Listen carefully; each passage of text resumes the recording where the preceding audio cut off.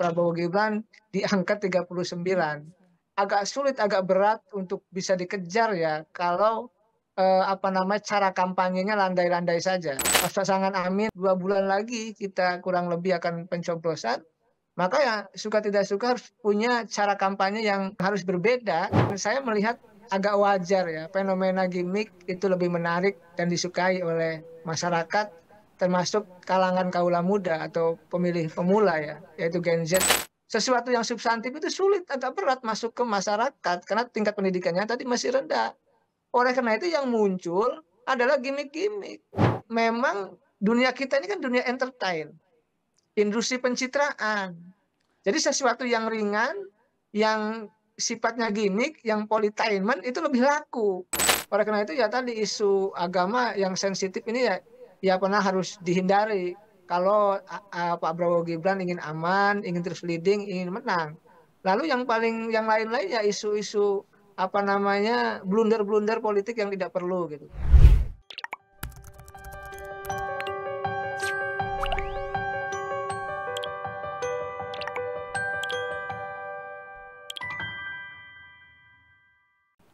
Halo, selamat malam Tribuners. Kembali dengan On Focus Tribun News bersama saya via Tiokoni Billy. Tribuners, hasil survei terbaru Litbang Kompas periode 29 November sampai 4 Desember 2023 menunjukkan calon presiden dan calon wakil presiden nomor urut 2, Prabowo Subianto dan Gibran Rakabuming Raka berada di urutan pertama dengan elektabilitas 39,3%. Sementara itu, Capres-Cawapres nomor urut 1, Anies Baswedan dan Muhaimin Iskandar ada di angka 16,7%. Di urutan kedua, kemudian tingkat elektoral, Capres-Cawapres nomor urut 3, Ganjar Pranowo dan Mahfud MD tercatat 15,3% atau berada di urutan ketiga. Jadi Prabowo Gibran unggul Tribuners untuk hasil Litbang Kompas periode Desember. Dan terkait dengan hasil survei Litbang Kompas, kita akan membahasnya dengan pengamat politik, ada Kang Ujang Komarudin yang sudah tersambung dengan kita Tribuners melalui Zoom malam ini. Halo, selamat malam Kang Ujang.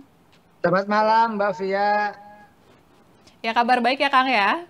Alhamdulillah, baik nih. Alhamdulillah kemarin agak batuk-batuk, sekarang sudah sehat.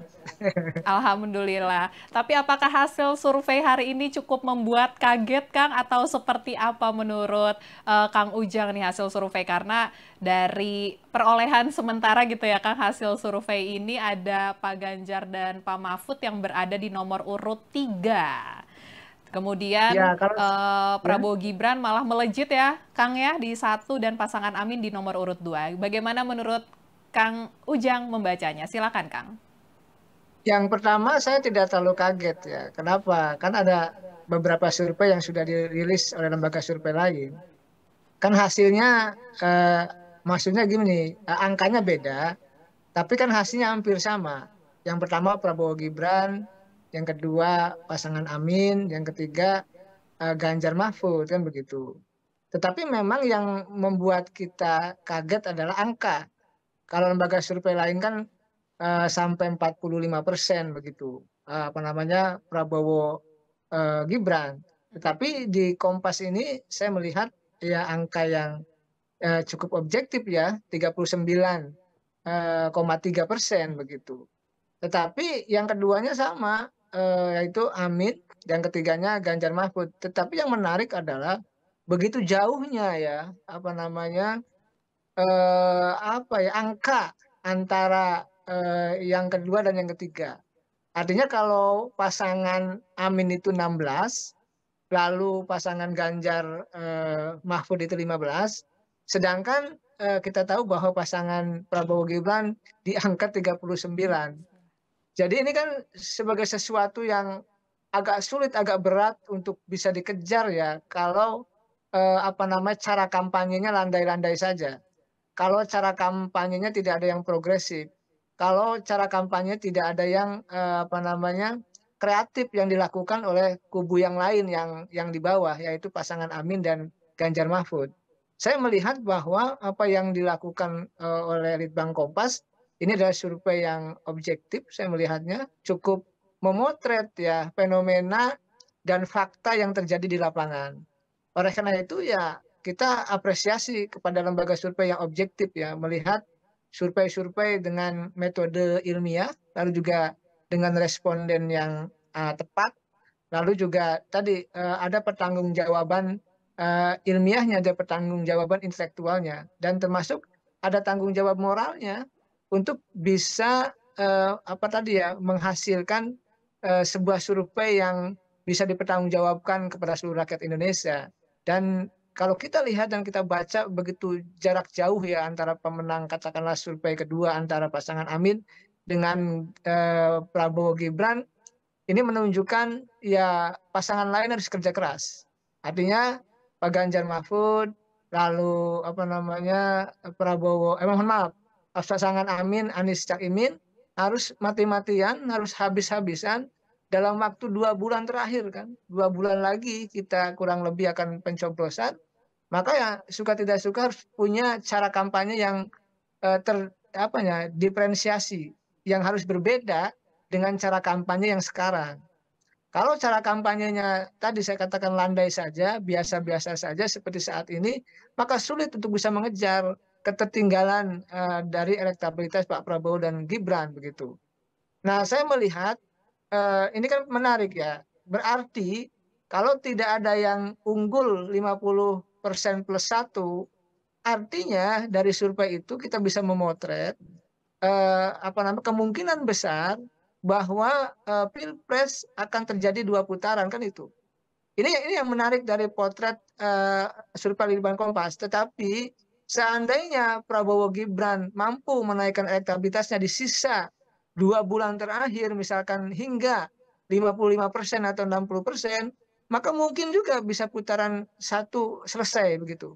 Jadi tergantung bagaimana para kandidat itu untuk bisa menaikkan elektabilitas masing-masing. Begitu Mbak Fia. Ya baik Kang Ujang, jadi ini kita kan kampanye nih belum sampai sebulan ya Kang ya, baru sekitar 2 mingguan. Tapi ternyata ini kalau misalnya kita bisa simpulkan gitu ya Kang ya, kampanye versi gimmick lebih menang gitu ya Kang daripada kampanye gagasan. Ya, ini yang menarik dari kita semua ya. Dan saya melihat agak wajar ya, fenomena gimmick itu lebih menarik dan disukai oleh masyarakat, termasuk kalangan kaula muda atau pemilih pemula ya, yaitu Gen Z dan milenial. Kenapa?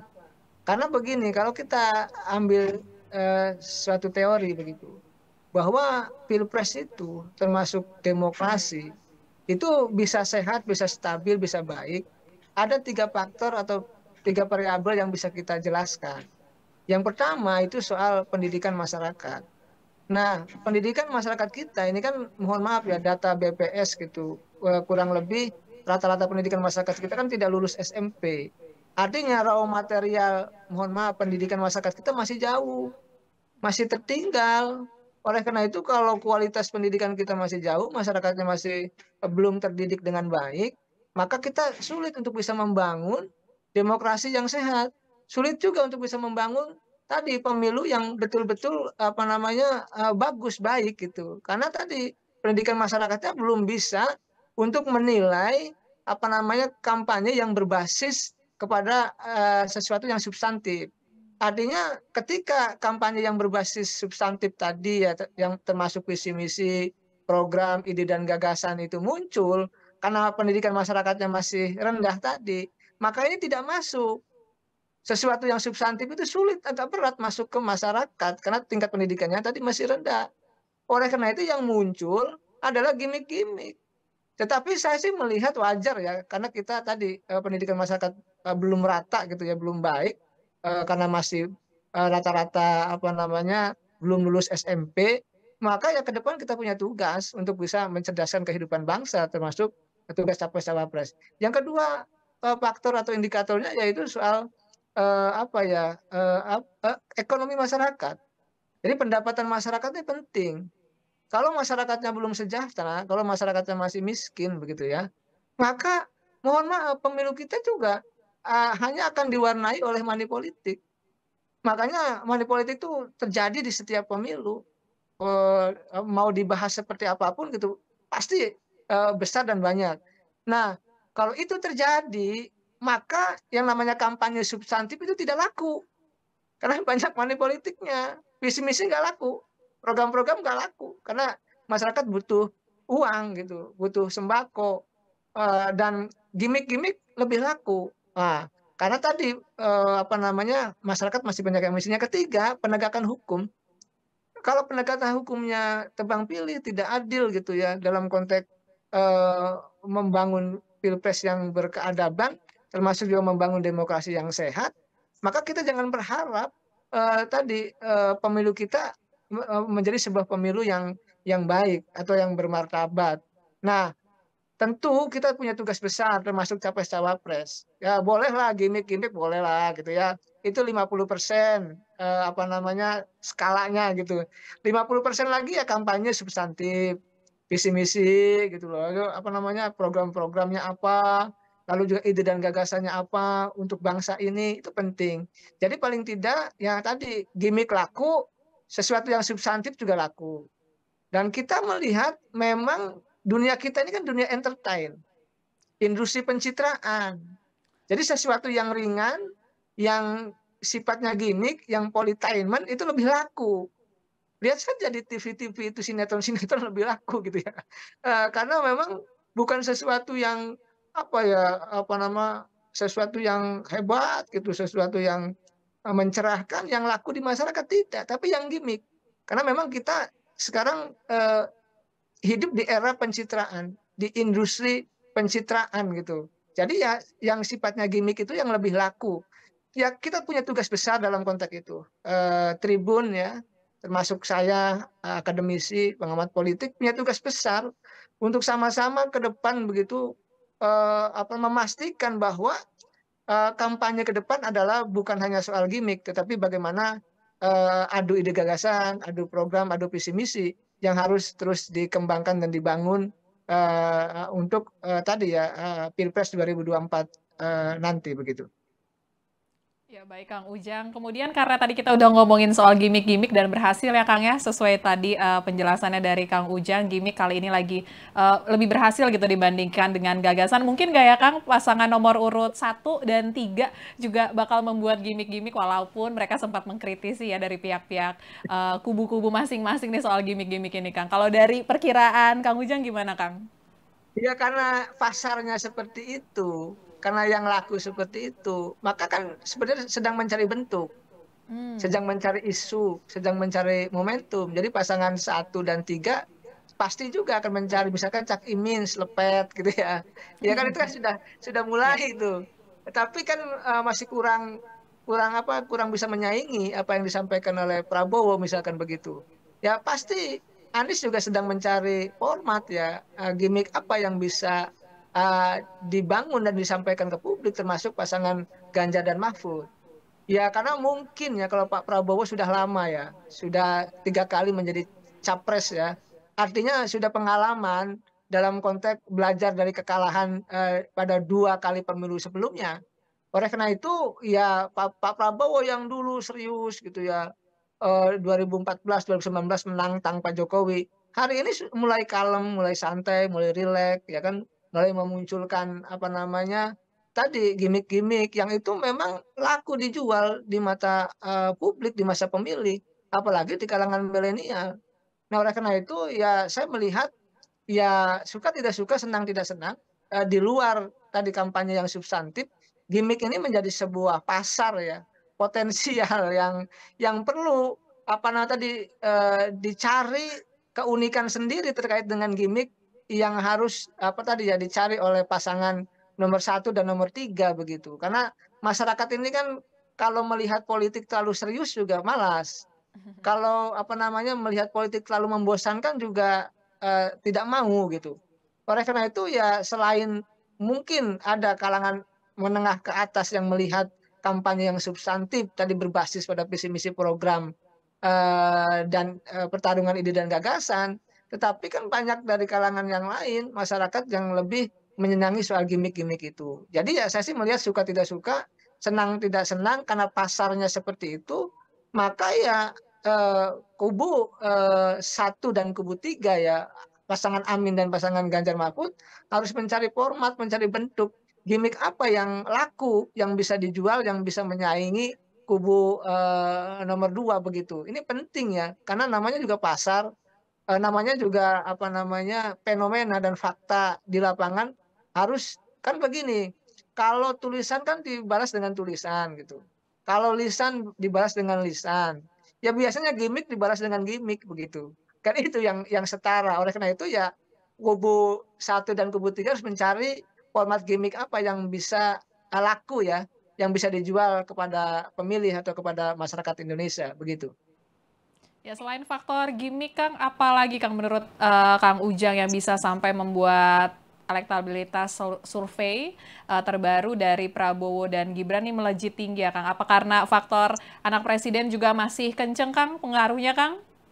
Ya, saya sudah lama ya menganalisa faktor kekuatan dari, kan begini, kekurangan Prabowo kan cuma satu, dari 2014, 2019 apa? Butuh dukungan dari Pak Jokowi, presiden. Gitu. Jadi itu sebenarnya, kalau Pak Prabowo mendapatkan dukungan itu, maka ya, Prabowo bisa bisa tadi ya, bisa bisa dengan lancar gitu untuk bisa bersaing di kontestasi Pilpres 2024. Nah, dengan itu saya melihat maka tren surveinya, naik terus Pak Prabowo, apalagi tadi, cawapresnya adalah Gibran, yang itu sudah tentu kita sama-sama tahu anaknya presiden. Mm-mm. Justru dukungan presiden itu yang dibutuhkan, karena dengan dukungan presiden itu kan banyak misalkan relawan-relawan Jokowi yang pindah ke Prabowo Gibran. Banyak pemilih-pemilih misalkan PDIP yang juga apa namanya, yang masih senang ke Jokowi mendukung Prabowo Gibran. Lalu juga dengan posisi presiden itu juga menguntungkan Prabowo Gibran kan itu. Jadi banyak faktor, sehingga Pak Prabowo itu ya ketika berpasangan dengan Gibran elektabilitasnya terus naik begitu. Karena banyak faktor, banyak variabel yang bisa menjelaskan itu. Jadi kekurangan Prabowo dulu itu kan cuma tadi butuh dukungan presiden begitu. Karena Pak Prabowo sudah menjalani lama ikut kontestasi bahkan dari 2009 ya sebagai cawapres, 2014 2019 sebagai capres, dan mungkin ini the last battle ya. Pertarungan terakhir Prabowo 2024 untuk bisa gol ya untuk bisa memenangkan pertarungan di Pilpres 2024 nanti, dan potensi untuk menang ke arah sana ada kalau dilihat dari kondisi survei-survei yang objektif yang saat ini ada. Tetapi saya mengatakan pertarungan masih berjalan begitu ya.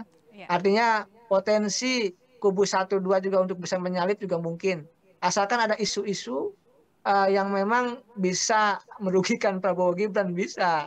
Tetapi kalau tidak ada isu yang merugikan Prabowo Gibran, ya kemungkinan besar Prabowo Gibran masih akan terus stabil, elektabilitasnya akan masih naik.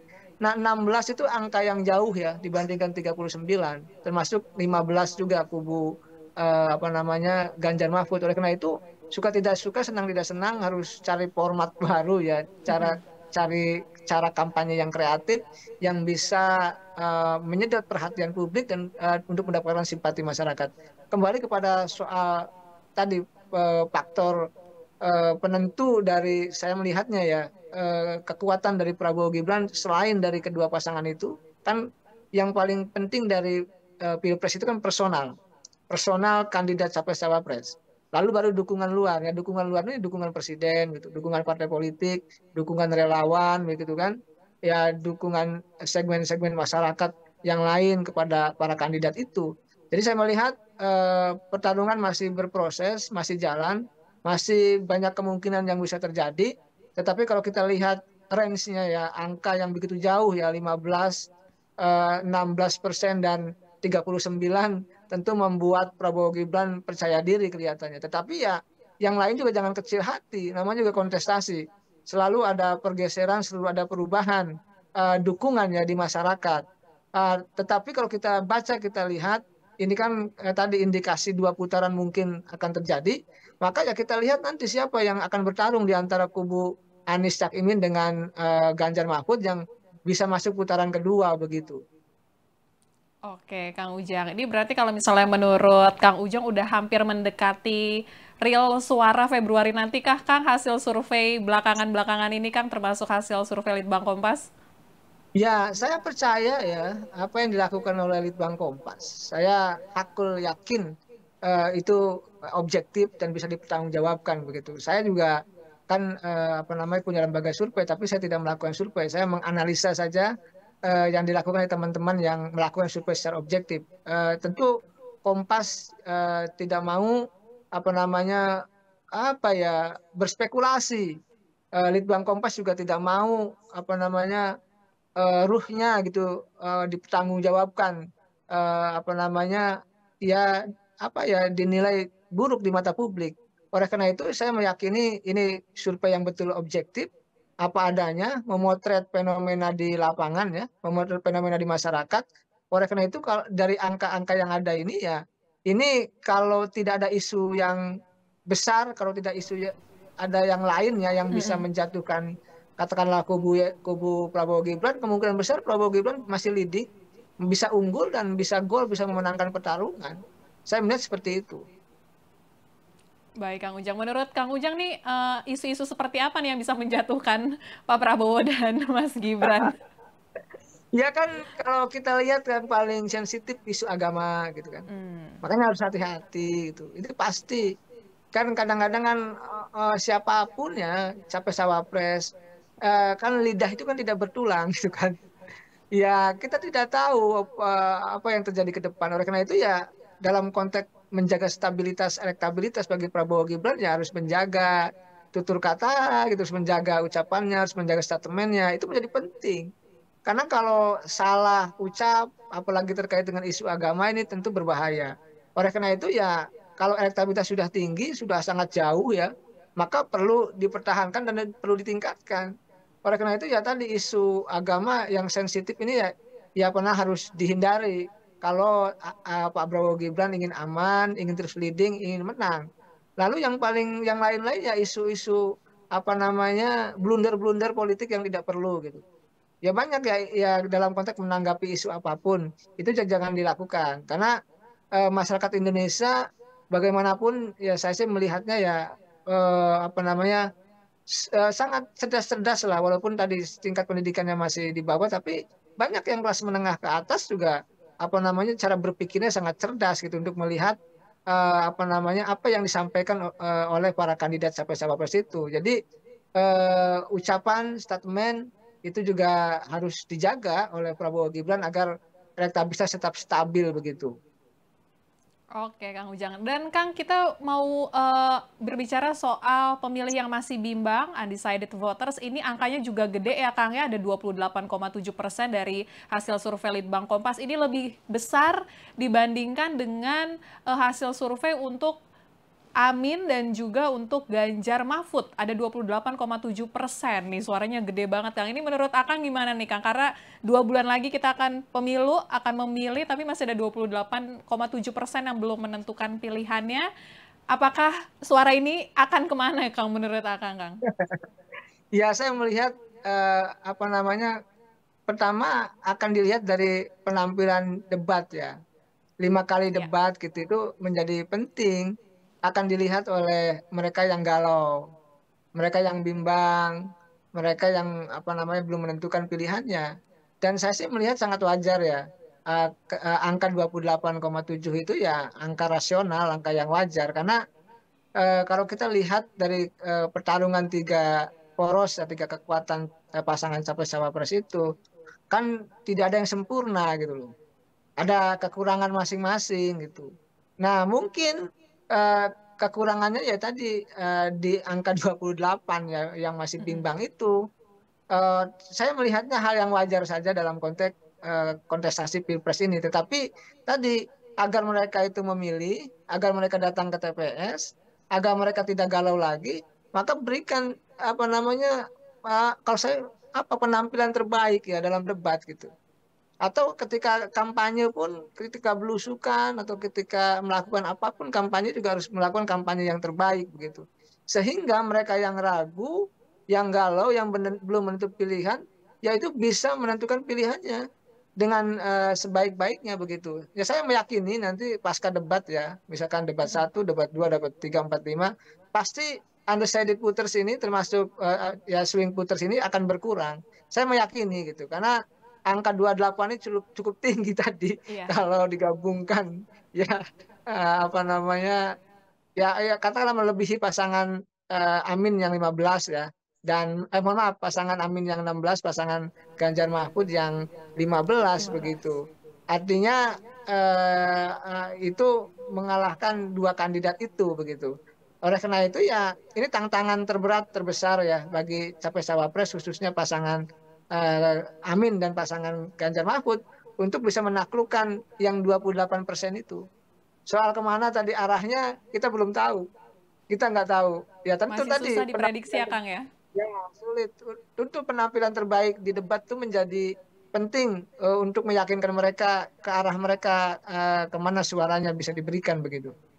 Ya berarti debat besok akan panas nih, mengingat hasil surveinya keluar sehari sebelum debat dimulai dan besok ada debat pertama, temanya hukum, HAM, eh, debat capres ya Kang ya, tapi ya besok ada ini menurut Kang gimana Kang? Apakah besok bakal ada gimmick-gimmick lain yang akan dikeluarkan pasangan lain selain pasangan nomor urut 2 atau seperti apa melihat debat besok Kang? Siapa nih Kang yang menurut Kang bakal makan banget gitu di debat besok?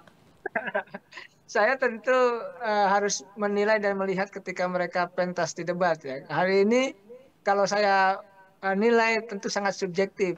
Tetapi kalau kita lihat gitu ya, mereka pasti akan habis-habisan, akan mati-matian karena ini tampil perdana ya. Kesan pertama ini kan menentukan untuk kesan-kesan yang lain. Oleh karena itu penampilan perdana, performance yang bagus gitu ya, public speaking yang bagus, lalu juga tadi ya gestur tubuh yang bagus, lalu presentasi yang bagus menjadi penting dalam debat tersebut. Apalagi misalkan adu logika, kalau debat ya adu adu perdebatan, adu statement itu menjadi penting. Apa yang dijelaskan, apa yang dipertahankan itu akan dinilai oleh masyarakat, oleh publik.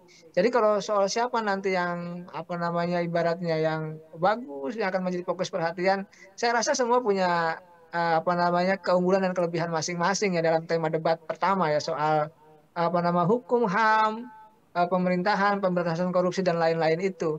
Saya meyakini mereka akan tampil maksimal, akan tampil sebaik-baiknya.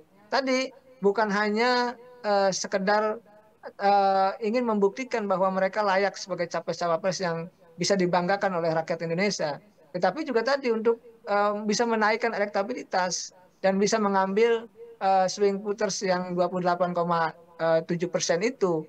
Ini penting. Nah, debat menjadi instrumen, menjadi bridging, menjadi jembatan, menjadi jalan untuk pasangan Amin misalkan, termasuk pasangan Ganjar Mahfud dan pasangan Prabowo untuk menaikkan elektabilitas masing-masing. Karena 28 adalah angka yang tinggi. Kita tahu bahwa tadi kubu Amin 15% itu jauh dari 28 dan 16 ya 16% Ya. jauh dari 28 dan kubu Ganjar Mahfud 15% juga jauh dari 28. Masa iya gitu ya kandidat capres cawapres kalah oleh mereka yang galau.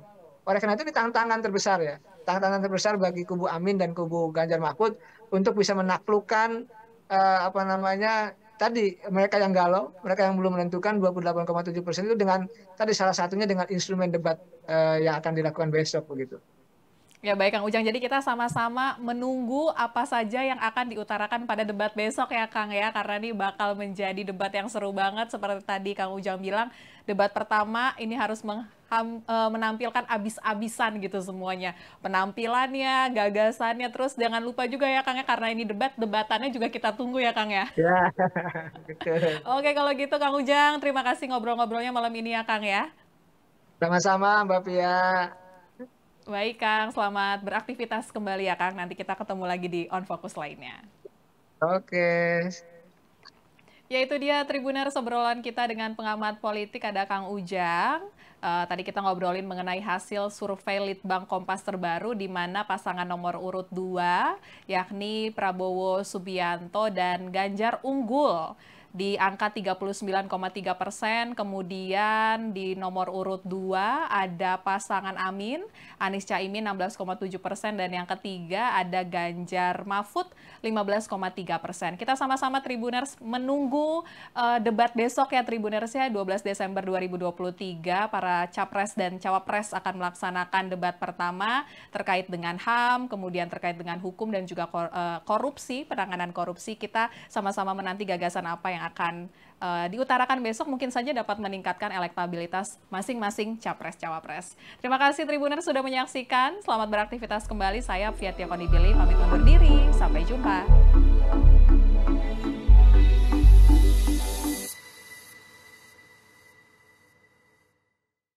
Terima kasih sudah nonton. Jangan lupa like, subscribe, dan share ya.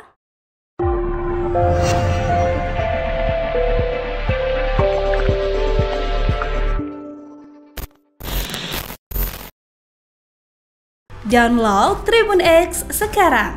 Menghadirkan lokal menjadi Indonesia.